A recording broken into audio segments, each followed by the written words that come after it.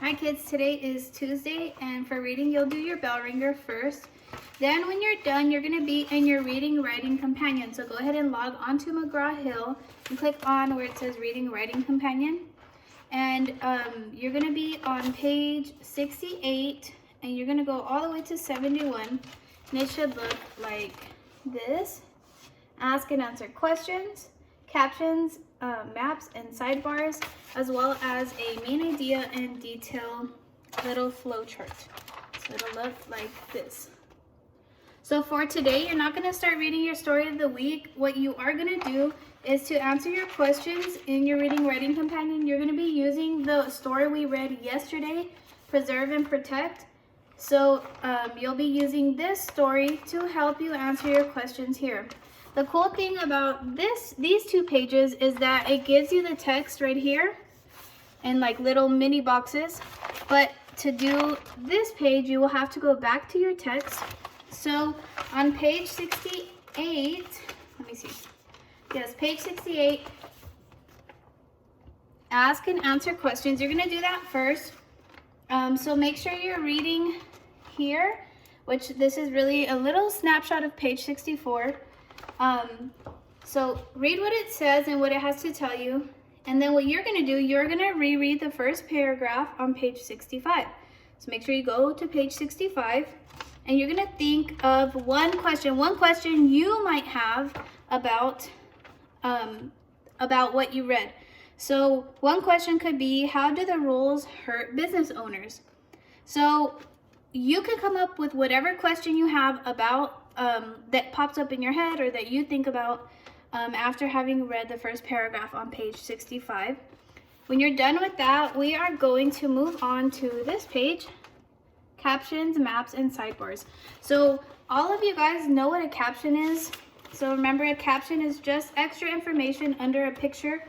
Like here is a picture of wood, and the caption is always going to be right under it for the most part. So this caption says, lumber businesses rely on trees to make money. So it's just, a caption just gives you a little bit of information about the picture. And a map, we've been talking about maps. You guys have been learning about maps in social studies. So here's a map. Remember, it has a legend, it has a map key, compass rose, it has labels, a scale. So there's a bunch of different parts of the maps that we've talked about before in social studies. And we have sidebars. So a sidebar, let me show you.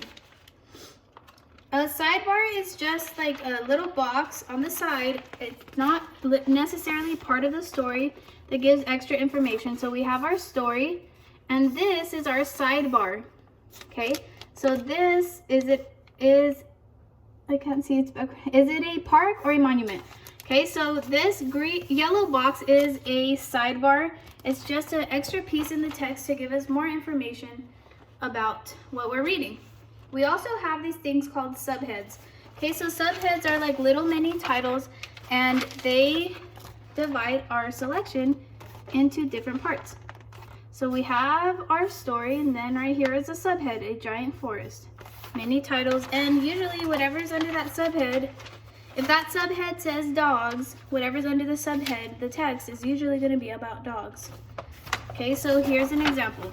Protect the land. Everything under here until the next one is about protecting the land. Then you have another subhead, what about my business? And we have another one, to protect or not to protect. Okay, so we have, those are called subheads, and they just help divide the selection into different parts. So you'll do these two pages, and you'll turn your page, and you'll be on page 70 and 71. What you're gonna do is you're gonna look for the subhead, what about my business, on page 65, read under that subhead, and what you're gonna do is you're gonna tell me the main idea of that part of the text. You're gonna give me 3 details, the main idea and 3 details. Okay, when you're done with that, you're done with reading for today, and I hope you guys have a good rest of your day.